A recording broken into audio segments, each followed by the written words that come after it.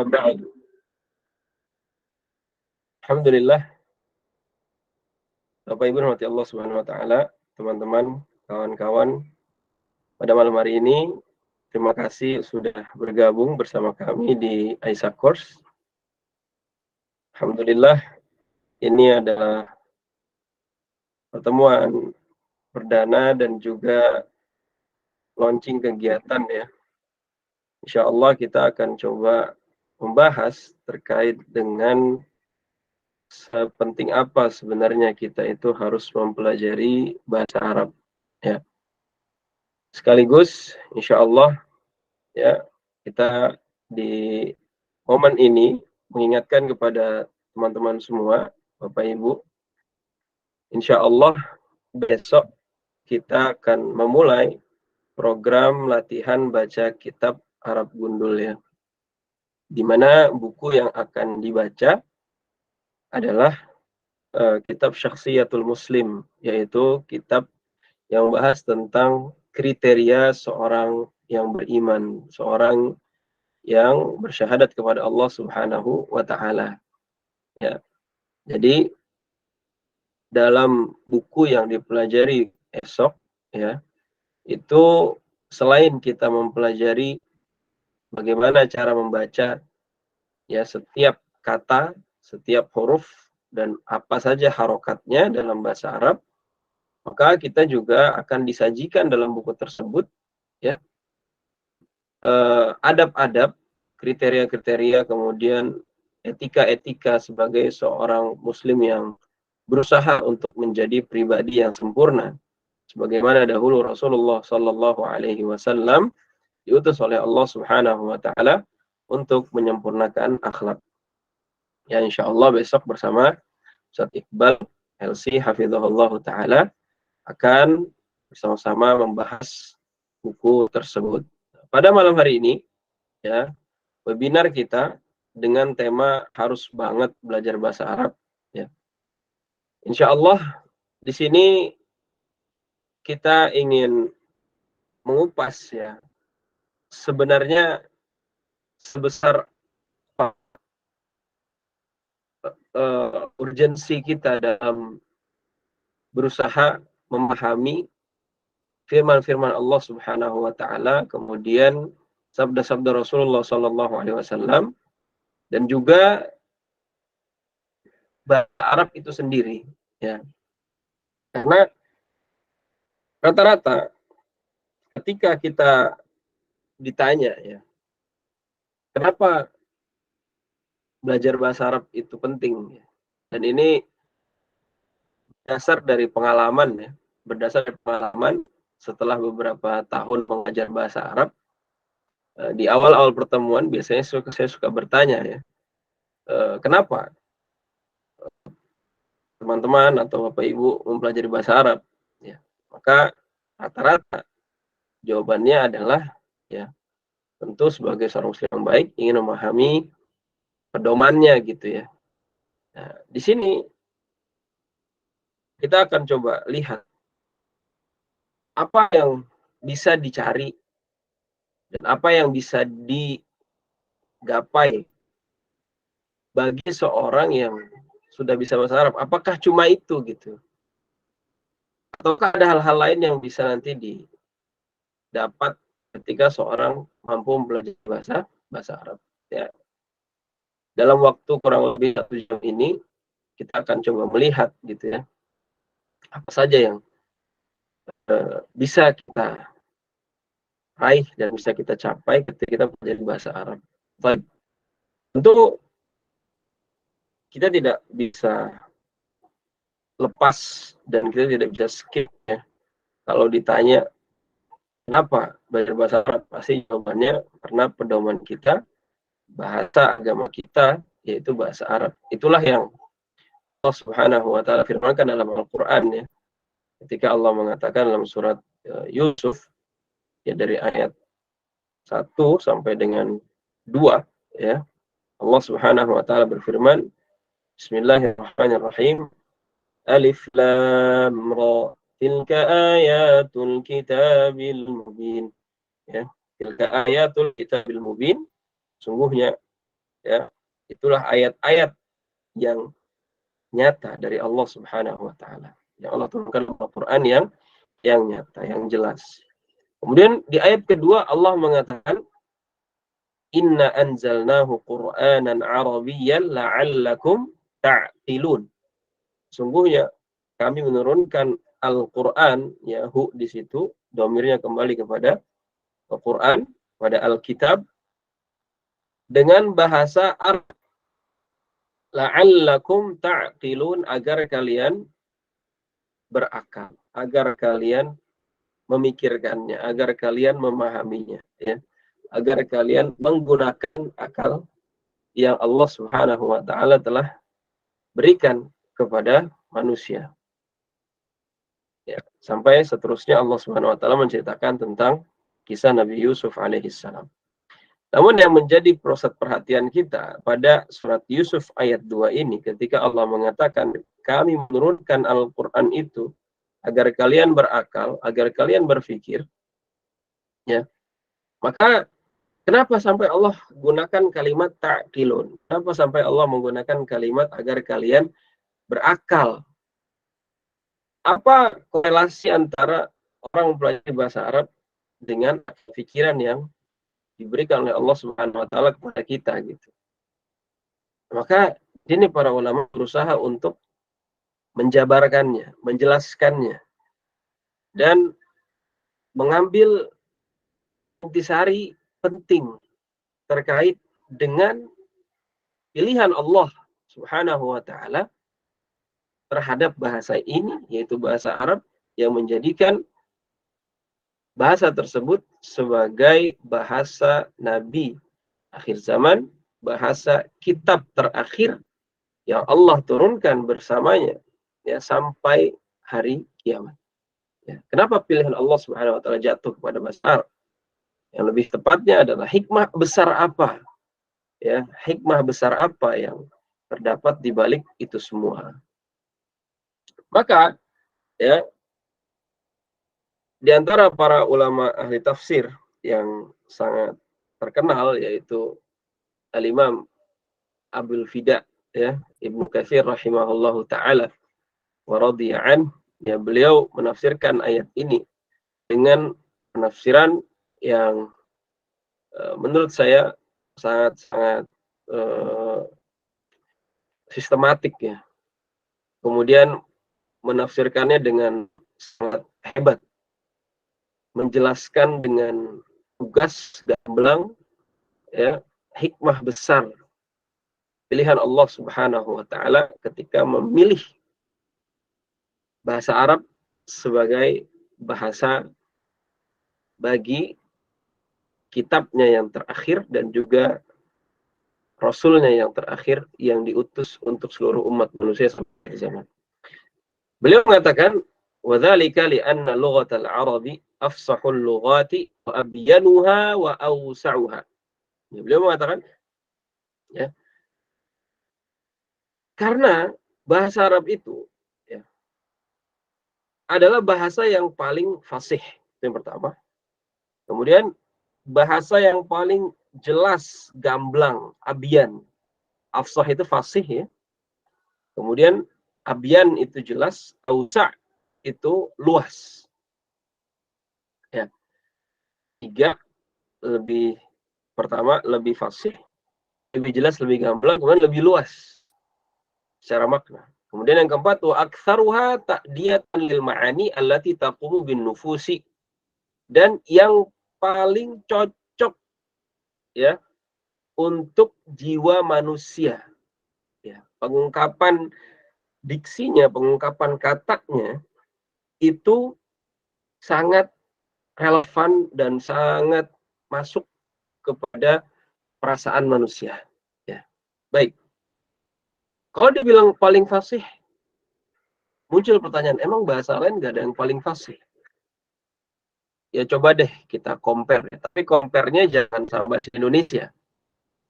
Karena kalau bahasa Indonesia usianya cuma berapa? Ya, bahasa Indonesia usia kita kan yang EYD itu berapa?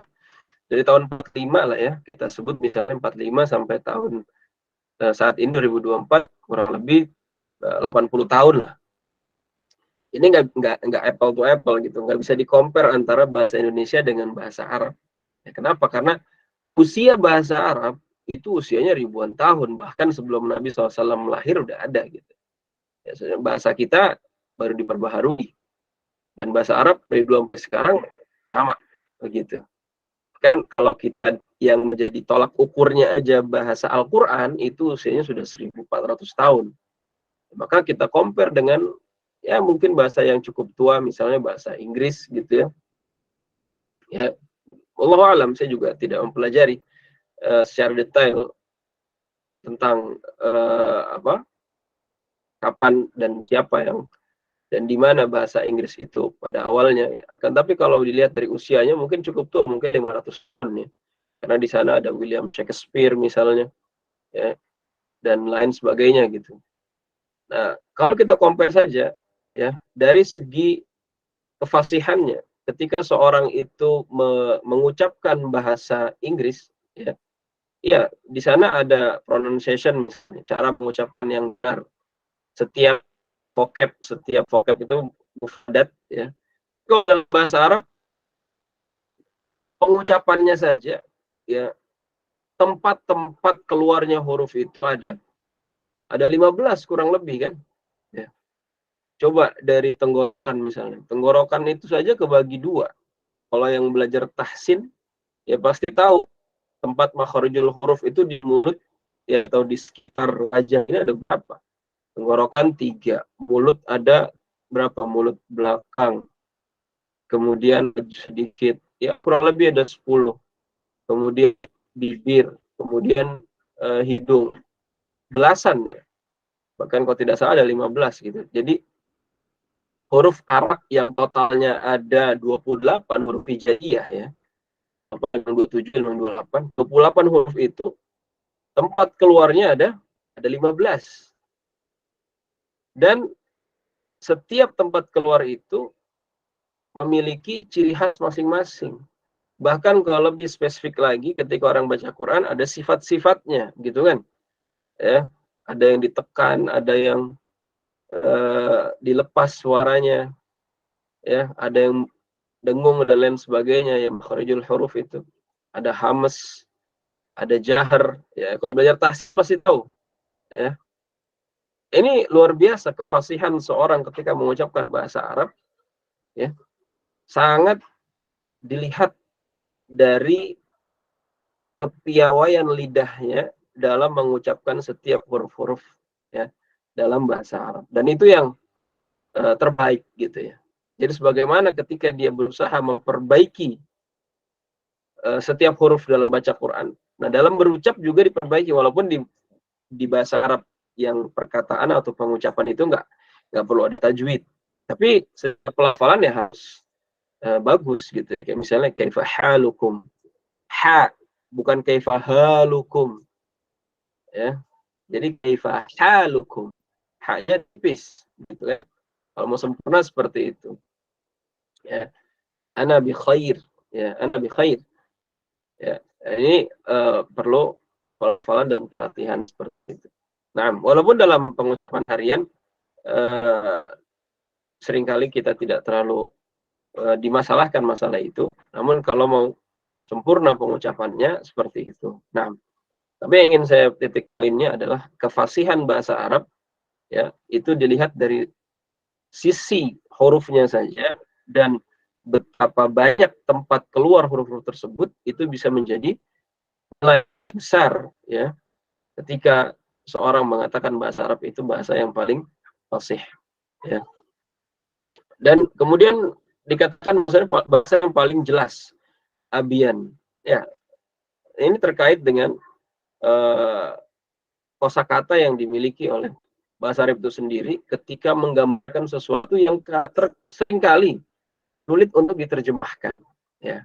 Seringkali sulit untuk diterjemahkan ke bahasa kita, ya. Dan contoh terdasarnya misalnya ketika seorang sedang membahas dalam bahasa Arab itu kan ada gender, ya. Ada laki-laki, ada perempuan gitu ya. ada mudzakkar, ada muannas, misalnya seperti itu. Tapi kalau kita bilang muannas itu artinya perempuan, sebenarnya nggak masuk juga. Karena kalau muannas itu maksudnya perempuan, lantas kita katakan saburotun, saburoh itu apa? Papan tulis, kan akhirnya tak marbutoh gitu ya. Masa saburoh itu sebenarnya perempuan, orang saburoh kan tidak bukan makhluk hidup, dia benda mati, dia gender gitu. Nah, cuma tadi dari sisi bahasa Indonesia tidak bisa diterjemahkan secara pasti, perkataan saja gitu ya, hanya perkataan saja. Jadi saburatun yaitu muannas. Kemudian apa? Kitabun, buku apa? Mudzakkar. Kok mudzakkar itu laki-laki, buku laki-laki. Sebenarnya nggak nyambung. Cuma ini pendekatan paham aja, pendekatan pemahaman saja untuk lebih memudahkan dalam memahami apa yang disebut dengan mudzakkar, apa yang disebut dengan muannas. Bahkan ada juga kata-kata yang dia itu terlihat mudzakkar bilang muannas, tapi dia disebut muannas majazi seperti itu, atau bi'run, dia nggak ada tarbutoh, cuma muannas, nah, seperti itu. Jadi ada bahasa-bahasa yang atau kosakata dalam bahasa Arab yang dia sulit untuk diterjemahkan dalam bahasa Indonesia, kan, tapi hanya bisa didekatkan saja secara pemahaman seperti itu. Tentu dalam Al-Quran itu jauh lebih banyak ya. Al-Quran itu jauh lebih banyak, jauh lebih rumit ya. Maka untuk menerjemahkan isi Al-Quran itu sendiri butuh kepada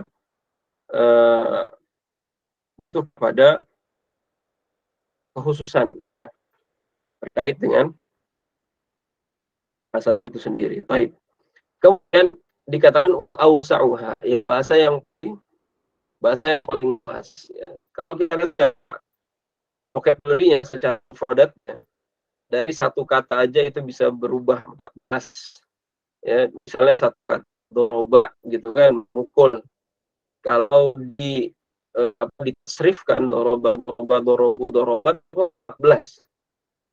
Itu orang dia sedang memukul, dua orang sedang memukul, mereka sedang memukul, wanita sedang memukul, dua wanita sedang memukul, wanita sedang memukul, ya, mereka sedang aja, itu bisa.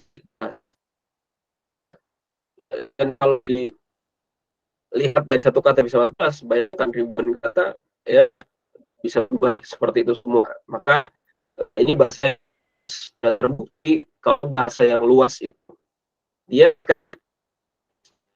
sulit diterjemahkan kepada bahasa yang lebih sempit secara kosakata. Ya. Makanya tadi saya katakan kalau bahasa Indonesia umurnya baru 80-an tahun gitu. Maka kosakatanya sedikit, itu pun ya orang Indonesia sendiri ya seringkali tidak menguasai seluruh kosakata gitu ya. Dan gimana seorang tidak menguasai kosakata sendiri sehingga diterjemahkan. Kadang banyak orang yang sudah bisa bahasa Arab itu menemukan suatu kata, ini apa terjemahannya ke bahasa kita, gitu. Belum ada yang pas, belum ada yang cocok seperti itu. Baik.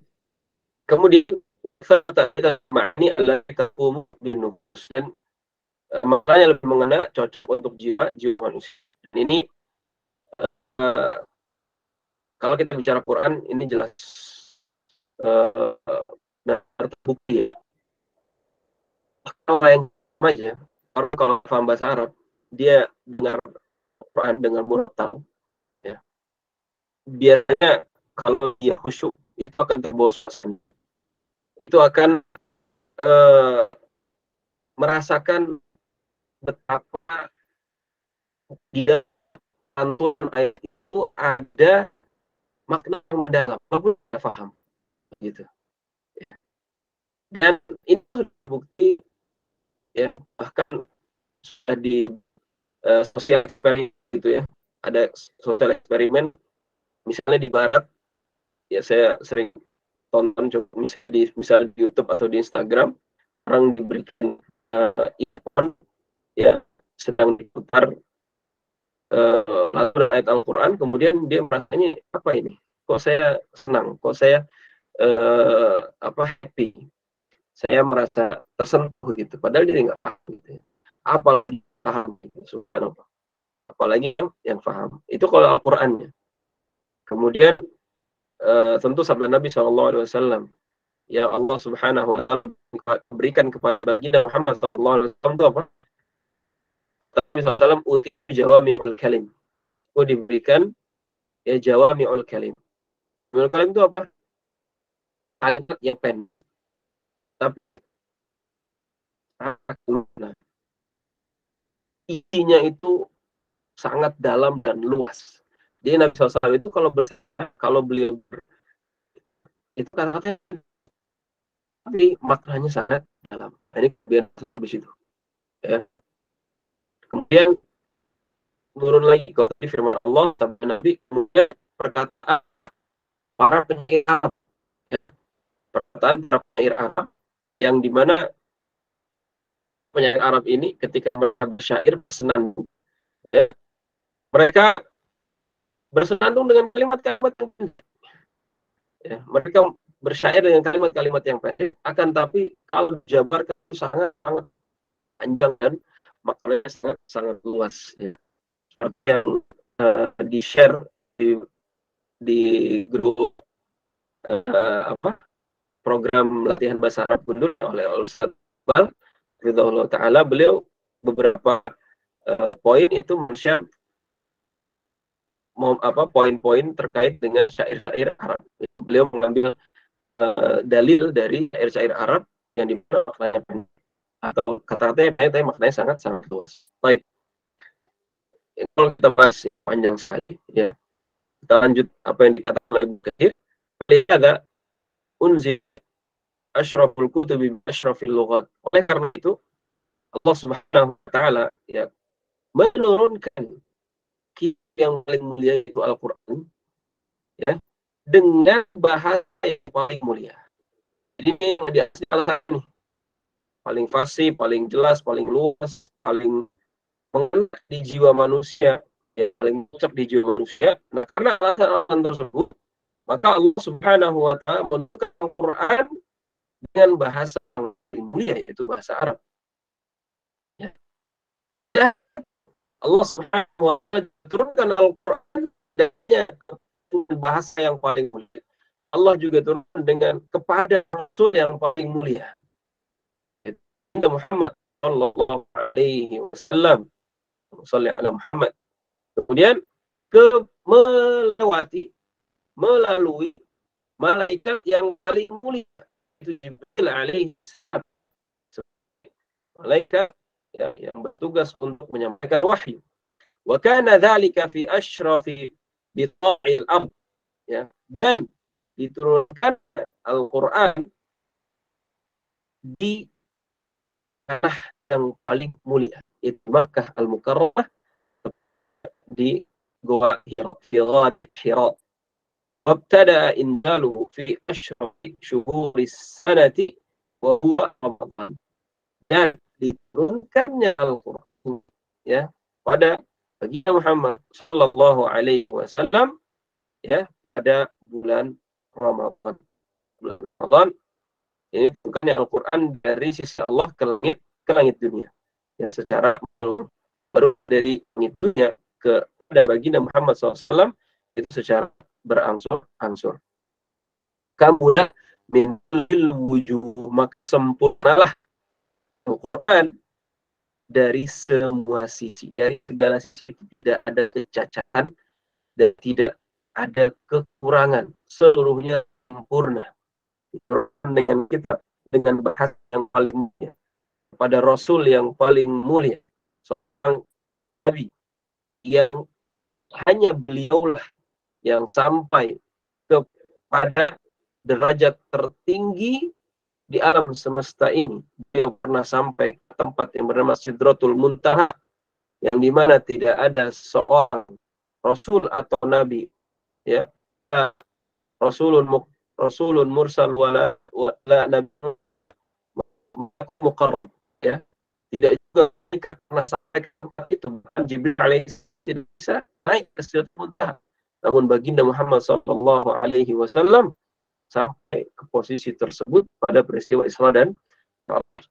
Ya, dan dikatakan oleh Imam Nawawi rahimahullah taala wa radiya an, bahwasannya, ya, Rasulullah sallallahu alaihi wasallam mengalami peristiwa Isra dan Mi'raj itu pada bulan Rajab.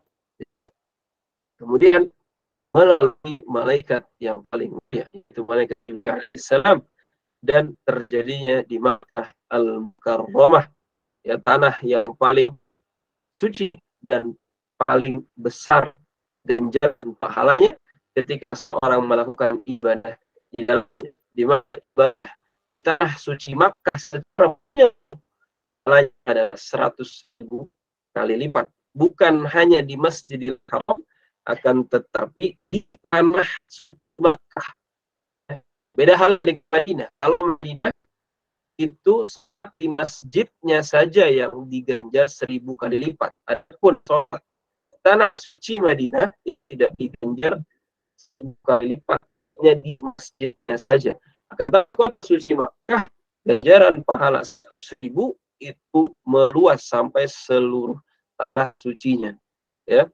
Kemudian wabtal inzaluhu fi ashhuril hurum, ya, bulan yang paling mulia yang Allah Subhanahu wa taala jadikan dalam setahun, yaitu bulan Ramadan. Fakamula min kullil wujub, maka sempurna Al-Quran dari berbagai macam sisi, ya, sebagai kitab pedoman umat manusia di akhir zaman sampai dengan hari akhir.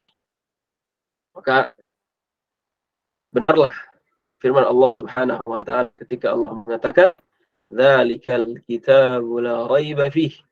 Itulah firman Allah, itulah Al-Qur'an, kitab yang tidak ada keraguan di dalam, hudan lil muttaqin, petunjuk bagi orang-orang yang bertakwa. Baik, kemudian, ya, di ayat lain pada surat Yusuf, di awal-awal surat Yusuf, di ayat lain di surat Zumar, Allah mengatakan an arabiyyan ghayra dhi iwajil la'allahum taqun. Ya, Al-Quran itu bahasa Arab yang tidak ada kebengkokan di dalamnya, ya, agar mereka bertakwa. Kemudian di ayat lain Allah Subhanahu wa taala berfirman wa innahu latanzilu rabbil alamin nazala bihi ar-ruhul amin ala qalbika litakuna minal munzirin bilisanin arabiyyin mubin, ya. Jadi turun dengan lisannya orang Arab yang jelas, ya. Ayat lain wa kadzalika anzalnahu hukman arabiyya, sungguhnya kami telah menurunkan Al-Quran itu sebagai peraturan yang isinya dengan bahasa Arab, ya. Subhanallah. Baik. Nah, itu terkait dengan bahasa Al-Quran yang Allah Subhanahu wa taala turunkan dengan bahasa Arab. Dan Allah Subhanahu wa taala ketika menurunkan Al-Quran ini, ya, terkhusus, ya, kepada bangsa Arab, ya, dengan beberapa dialek, yang antara dialek tersebut adalah dialeknya Quraisy, ya. Dialeknya Quraisy yaitu dialeknya kabilah Nabi Shallallahu Alaihi Wasallam atau keturunan Nabi Shallallahu Alaihi Wasallam, keturunan Nabi Ismail alaihissalam. Nah, itu orang Quraisy, ya, di mana akhirnya di zaman Umar radhiyallahu taala anhu arba, dialek yang 7 tersebut, ya, 6 sisanya itu dimusnahkan, ya, dengan alasan yang sangat dengan alasan yang sangat kuat, karena akhirnya di antara kaum muslimin di zaman itu, ya, yang ketika mendengar dialek lain, maka itu terdengar asing, sehingga khawatir Al-Quran itu akhirnya ya banyak terjadi perdebatan. Maka putuskanlah ya dengan satu dialek Quraisy yang dengan tersebut sampai kepada kita hari ini. Nah, dialek Quraisy ini sendiri, Asam Utsmani itu di dalamnya terdapat 7 qiraat, ya, 7 riwayat. Jadi satu dialek saja ya, itu isinya 7. Kan ada Hafs, an Asim, dan kita ada bacaan lain yang dulu 7 itu ya masih ada ya. Jadi yang 7 itu bukan qiraat yang saat ini ada ya. Ada qiraat Hafs ya, dan lain sebagainya itu. Nah, itu bukan dialek. Nah, ini qiraat atau riwayat. Nah, beda sama yang 7 yang dulu ada ya. Itu beda yang dimaksud. Nah, teman-teman Allah Subhanahu wa taala, seiring berkembangnya zaman ya. Seiring berkembangnya zaman, maka bahasa Arab itu sendiri di zaman di mana ketika bangsa Arab itu sudah berbaur dengan bangsa lain, ya, Islam sudah menyebar ke penjuru dunia, maka yang tadi Islam itu isinya hanya orang Arab saja, pada akhirnya Islam itu tersebar di dunia dan banyak orang-orang yang Islam sampai ke negeri-negeri tersebut, mereka tidak menguasai bahasa Arab.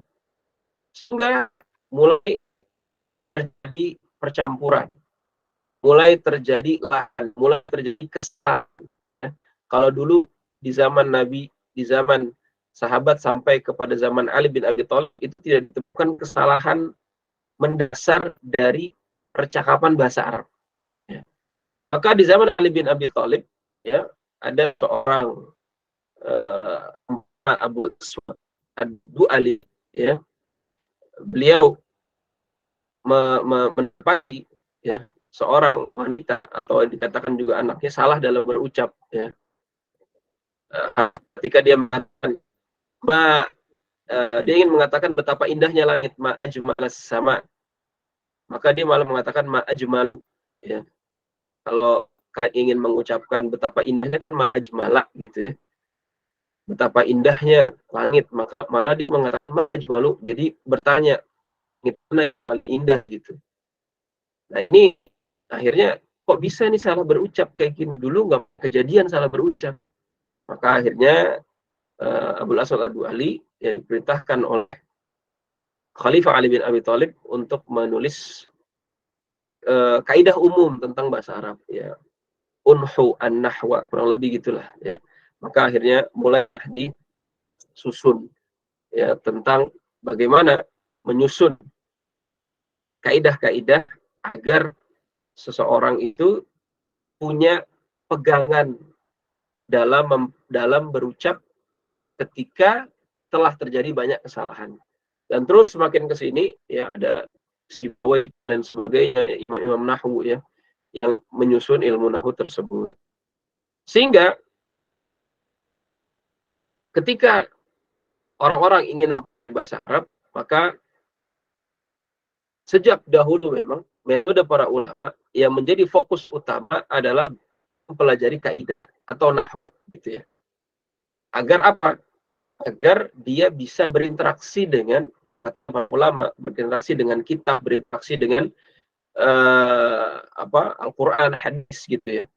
Karena percuma bisa bahasa Arab, nggak bisa nahwu gitu ya. Itu percuma. Kalau tujuannya apa? Ingin bisa berinteraksi dengan kitab-kitab Islami lah gitu ya. Maka akhirnya mempelajari bahasa Arab ya sampai dibilang sebelum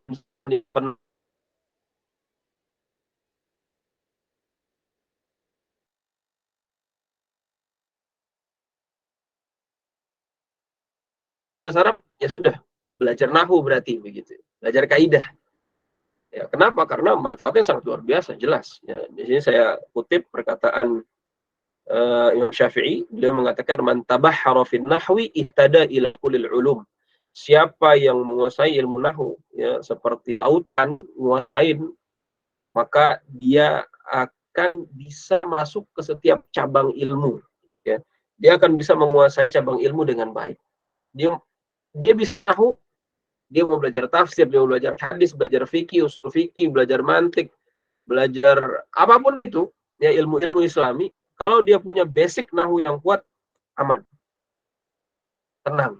Dia mudah untuk menjelajahi setiap disiplin ilmu dalam syariat ini, dalam Islam ini. Tapi tadi, nahunya harus kuat dulu, kunci di situ. Baik. Kemudian ketika akhirnya ya zaman semakin maju, zaman semakin berkembang ya. Kemudian orang melihat ya, ternyata orang Arab nggak semuanya bisa nahu. Itu benar ya. Orang Arab nggak semuanya bisa nahu. Kemudian orang-orang melihat ternyata bisa bahasa Arab itu nggak cuma buat agama aja ya. Saya yang pengen belajar bahasa Arab karena dia misalnya ingin menjadi tour guide wisata ya, tour guide wisata orang Arab misalnya. Ada yang ingin berbisnis karena orang-orang Arab itu mereka punya modal untuk investasi misalnya. Dan itu saya dapati ya. Sekitar tahun 2013 sampai 2014 ya. Saya Allah kasih kesempatan untuk belajar di Qatar, dan di situ juga ada teman saya Ustaz Kali Akbar ya, webinar ini, Masya Allah Ustaz ya. Uh, Bersama beliau saya belajar di Qatar dan mendapati berbagai macam background seseorang mempelajari bahasa Arab gitu. Ada yang alasannya karena saya mau bisnis di Arab, alasannya karena saya suka aja dengan bahasa Arab, karena saya suka kebudayaannya dan sebagainya gitu. Bahkan non Muslim pun semua belajar bahasa Arab gitu. Nah, maka di situ saya mulai melihat bahwasannya oh ternyata alasan seorang belajar bahasa Arab itu semakin berkembang seiring dengan berkembangnya zaman. Ya, kebutuhan juga berkembang ya. Kemudian metode pendekatan juga untuk orang dia mau belajar bahasa Arab itu mulai berkembang ya. Karena gini ya, ketika zaman semakin mundur gitu ya, zaman semakin tua gitu, semakin mundur. Saya tidak terlalu suka dalam hal ini mengatakan maju, karena di sini terjadi kemunduran. Kenapa saya bilang kemunduran? Karena semakin sedikit orang yang bisa memahami nahu dengan baik dan itu menjadi alasan dia belajar bahasa Arab. Itu semakin sedikit hari. Jadi terjadi kemunduran. Ya. Dia ketika belajar bahasa Arab bentur di kaidah, di nahu, di sorof, maka dia mundur. Ya. Tapi di sini bukan menjadi alasan ya, kita sebagai guru misalnya jangan menjadikan itu sebagai apa ya? Sebagai alasan untuk menerima murid gitu ya. Atau orang ingin belajar bahasa Arab. Maka kita coba mencari cara lain mengajak orang lain itu agar mau belajar bahasa Arab dengan cara apa? Kalau dengan cara pendekatan nahwu itu banyak yang mental, karena memang sulit. Itu nggak ada yang menafikan. Hari ini, ya lebih tepatnya hari ini, butuh butuh apa berbulan-bulan untuk memecahkan teka-teki nahwu gitu ya, dibilang teka-teki nahwu, sehingga otak kita itu saraf-sarafnya nyambung semua. Itu bisa berbulan-bulan, bahkan mungkin kalau agak bisa setahun tahun gitu ya, untuk bisa mencapai pemahaman dasar tentang apa dunia nahwu itu ya. Ini saya bilang dasar ya, setahun 2 tahun itu dasar aja, dasar. Kalau selanjutnya itu butuh bertahun-tahun. Tapi ngupasnya aja butuh lama. Maka karena terjadinya kemunduran itu, kita harus mencoba mencari cara lain bagaimana bisa menarik orang mempelajari bahasa Arab lagi. Di antara caranya adalah dengan tadi, akhirnya muncullah metode misalnya bahasa Arab hiwar, bahasa Arab aktif. memulai belajar bahasa Arab bukan dengan spesifik nahwu, bukan dengan fokus kaidah, tapi bagaimana agar orang itu lidahnya lihai dulu dalam mengucapkan setiap kosakata. Karena zaman hari ini, khusus umat Islam sudah sangat luas. Baca Al-Fatihah aja kayak di negeri kita, banyak yang sering salah. Apalagi bisa belajar nahwu. Baca Al-Fatihah aja masih ngalamin, misalnya kan, ngalamin gitu, masih salah. Tiba-tiba disuruh belajar nahwu gitu. Ini kurang pas.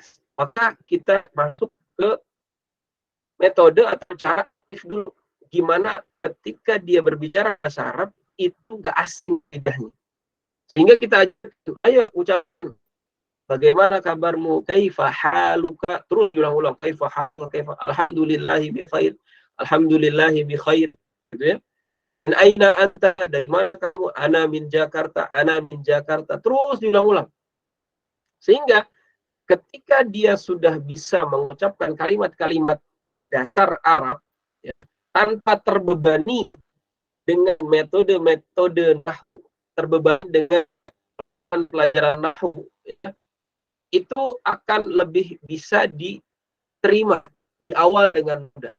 Sehingga orang yang awalnya a priori misalnya, atau yang ragu pernah belajar nahwu, ketika dia memulai dengan berucap kosakata Arab, oh ternyata bisa. Oh ternyata saya bisa nih ngomong, nanya kabar, ngomong dari mana kamu, maka motivasi itu akan muncul, ya. Jadi zaman semakin berkembang, kebutuhan juga berkembang, sehingga metode pendekatan itu juga harus dicari. Ya, itulah di antara ciri guru yang baik, ya, di antara ciri mu'alim yang baik, ya, dia tidak egois gitu ya. Walaupun ini tidak bicara guru agama yang levelnya tinggi ya. Kalau guru agama level tinggi tentu kita harus beradab, kita harus ikutin apa maunya dia gitu. Dalam arti apa namanya, ketika kita belajar dengan ulama itu harus beradab gitu ya, beradab dengan jelas, dengan etika yang sangat tinggi, apapun yang disampaikan oleh guru tersebut, ya, dia ingin mengajarkan apa kepada kita, dia lebih apa yang kita butuhkan, itu harus kita serahkan kepada mereka. Biasanya kalau udah ulama, ketika mereka ingin bertanya kepada mereka, belajar apa saya? Kita akan ditanya, kamu belajar apa, maka mereka akan memberikan arahan kepada kita. Ya. Tapi ini kita nggak bicara level Islam yang atas, ya. Kita bicara bagaimana dengan mendasar ini menarik orang untuk bisa mempelajari bahasa Arab, ya, dan mereka termotivasi. Nah, atas dasar itulah, ya, pengalaman saya waktu tahun 2013 2014 di University, ya, Allah Subhanahu wa taala berkesempatan melihat bagaimana metode aktif ini sangat luar biasa, semangat orang dalam belajar bahasa Arab, dan itu sangat sendiri dalam kurang lebih waktu 3-4 bulan, ya, 1 semester, yang tadinya mas aku mulut itu untuk berbicara, setelah itu tidak kaku lagi, ya, berani berbicara, ya, tanpa ada beban nahwu yang mendalam, ya. Dalam arti sebagaimana anak ketika berbicara itu dia tidak paham nahwu, nah itulah dia tidak aduh kaidahnya apa, yang penting bisa ngomong seperti itu, ya. Nah dulu ketika kami belajar di Qatar University itu, maka yang diajarkan misalnya ini slide sini, kita nonton berita, ya, nonton berita Al Jazeera, nonton berita apa BBC bahasa Arab, kemudian NN, kemudian Rusia Al-Yaum gitu, ya. Intinya setiap hari nonton aja, kemudian dirangkum, kemudian dibahas kembali, kemudian dicatat setiap produknya, setiap kosakatanya. Itu yang membentuk kita berani untuk berbicara. Itu harus ada yang diucapkan seperti itu. Nah,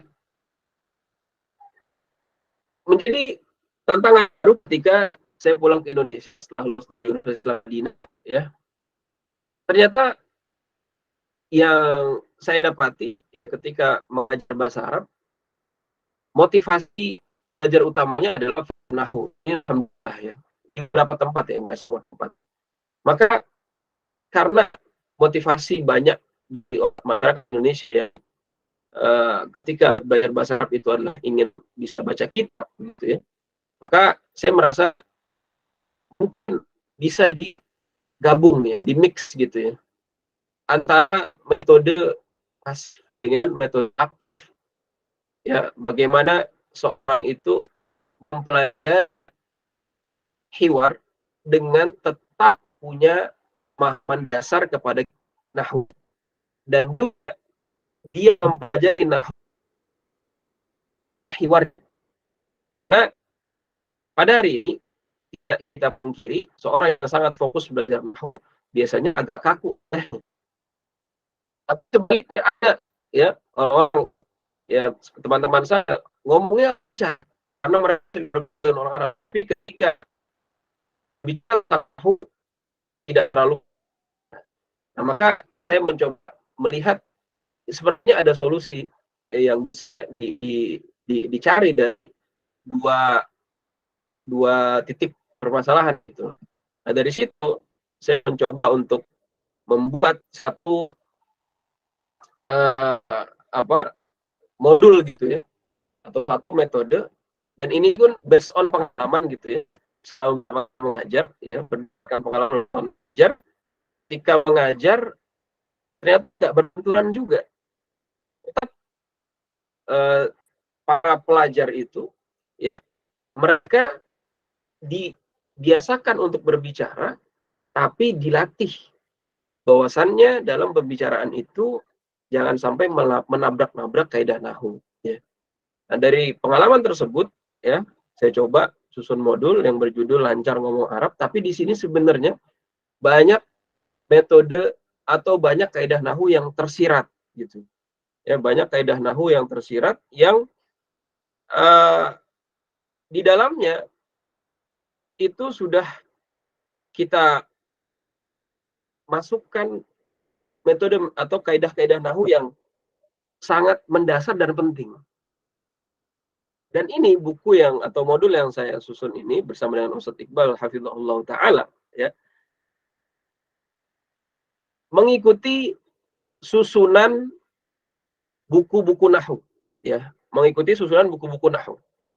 Kalau yang pertama ya, di 6 bahasan pertama, yaitu pembahasan di sini bisa kita lihat ya, judul pertama ta'aruf, kenalan, judul kedua jinsiyah, itu adalah warga negaraan, judul ketiga adalah safar, berpergian ya, judul keempat adalah usrah, keluarga, judul kelima adalah di lapangan ya, di tempat main, judul keberapa ini, kelima atau keenam itu di mana kamu tinggal ya.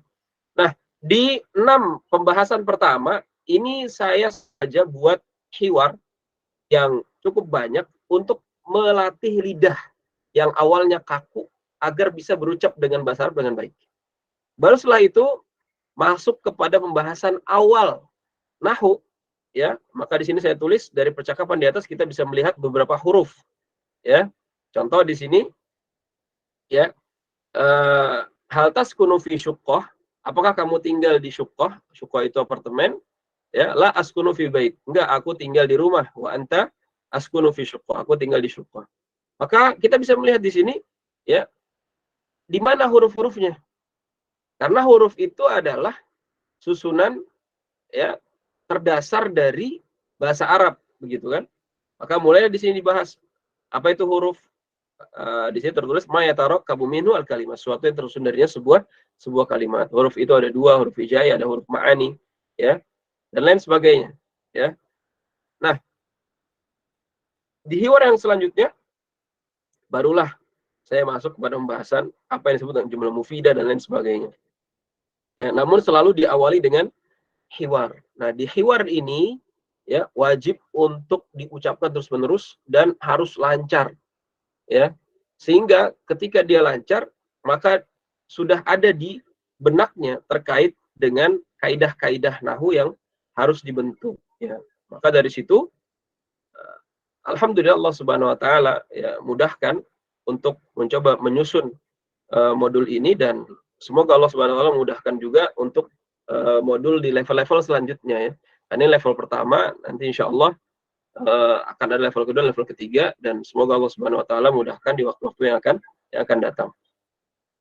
Ala kulli hal ya, teman-teman hati Allah Subhanahu wa taala ya, kiranya pada pertemuan ini ya, itulah yang ingin saya sampaikan secara singkat ya, dan semoga cukup bisa difahami dengan baik ya, terkait dengan perkenalan ya tentang sebenarnya apa yang ingin kami sampaikan di Akademi Ilmu Syar'i ini gitu, Akademi Ilmu Syar'i dan Arab.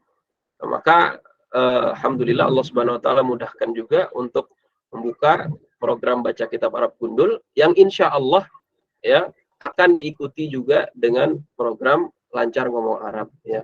Alhamdulillah untuk peserta yang baca kitab Arab Gundul yang terdaftar kurang lebih ada 30 peserta ya, semoga istiqomah ya, istiqomah sampai selesai, dan insya Allah semoga bisa lanjut juga ya, karena kitab Syakhsiyatul Muslim itu cukup tebal ya. Maka insya Allah akan ada program-program lanjutan. Baik, kurang lebih itu saya sampaikan dalam kesempatan yang singkat ini. Teman-teman hati Allah Subhanahu wa taala, semoga manfaat ya. Jazakumullah khair. Kalau ada pertanyaan ya, maka masih ada waktu, maka dipersilahkan.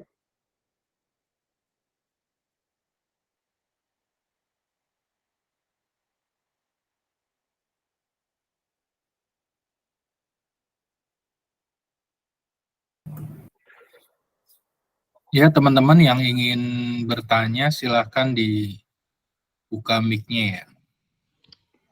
Tes, Assalamualaikum. Waalaikumsalam. Afwan, Ustaz Afwan dan asatidz yang lain ingin bertanya. Pertama mungkin yang akan materi akan kita pelajari, apakah satu buku dan modul ini atau salah satunya? Jadi yang tadi kan Syakhsiyatul Muslim, kemudian satunya lagi yang modul yang antum sampaikan barusan yang slide itu. Nah, itu dari dua itu mana yang akan digunakan, atau memang kedua-duanya akan kita gunakan? Kemudian satu lagi, jika memang buku Syakhsiyatul Muslim yang akan dipakai, apakah kita download dulu atau memang hard file atau gimana, Ustaz? Atau memang baik, dari antum saja filenya? Baik, ya, terima baik. kasih. Assalamualaikum. Syukran. Ustaz Ahmad, jazakallahu khair. Jadi untuk program baca kitab itu hanya Syakhsiyatul Muslim saja.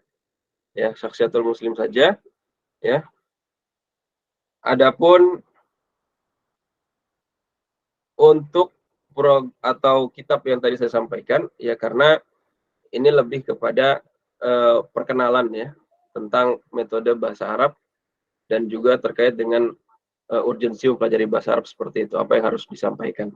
Insya Allah untuk program baca kitab Gundul hanya membaca Syakhsiyatul Muslim saja, dan sampai hari ini ya untuk kitab fisiknya di beberapa toko yang saya tanya itu tidak ada ya. Jadi sementara hanya ditampilkan di di slide saja. Kalau mungkin ada yang ingin ngeprint atau apa ya, itu diserahkan kepada masing-masing ya.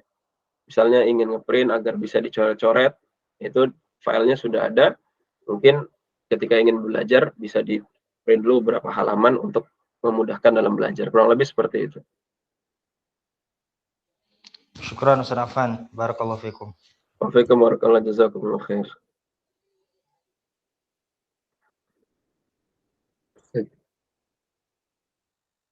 Lagi pertanyaan?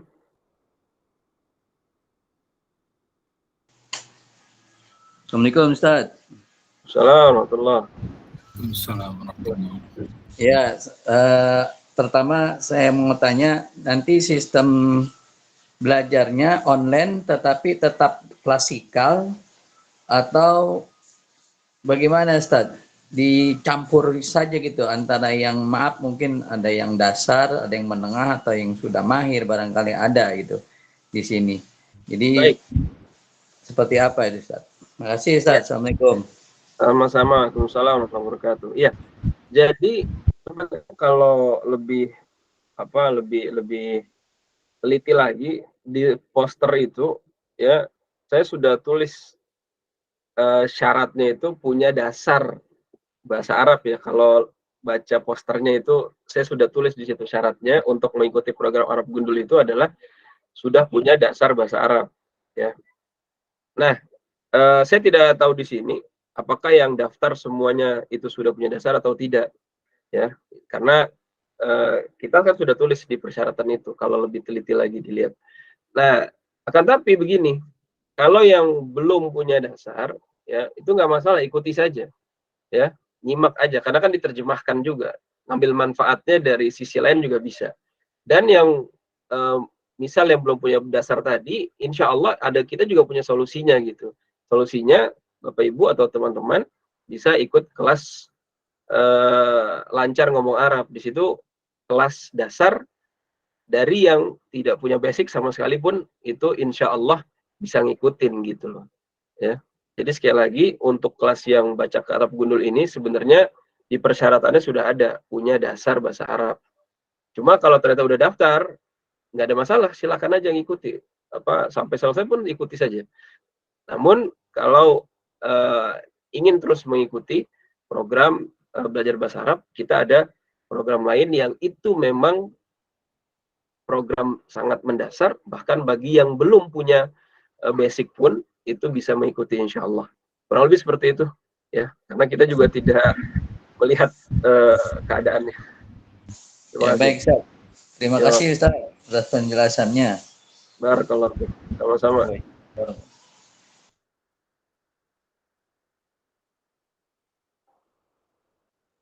Baik, kalau tidak ada lagi, ya saya rasa cukup ya. Satu lagi pertanyaan mungkin ada? Kalau tidak ada, saya sangat berterima kasih atas kehadiran Bapak Ibu sekalian, teman-teman. Ya, semoga Allah Subhanahu Wa Taala mudahkan kita untuk senantiasa istiqomah dalam belajar, istiqomah dalam menuntut ilmu, dan Allah Subhanahu Wa Taala berikan kita pemahaman ya, dan berikan rezeki kepada kita dalam belajar. Barakallahu fiikum. Jazakumullah khair. Allahumma faqihna fid din wa 'allimna ta'wil. Allahumma la sahla illa ma ja'altahu sahla wa anta taj'alul hazna idza syi'ta sahla. Rabbana atina fid dunya hasanah wa fil akhirati hasanah wa qina 'adzaban nar. Wa sallallahu ala sayyidina Muhammad wa ala alihi wa sahbihi wa sallam. Walhamdulillahi rabbil alamin. Assalamualaikum warahmatullahi wabarakatuh. Waalaikumsalam warahmatullahi wabarakatuh. Waalaikumsalam warahmatullahi wabarakatuh. Ya, jazakumullah khair. Ustaz. Waalaikumsalam warahmatullahi wabarakatuh.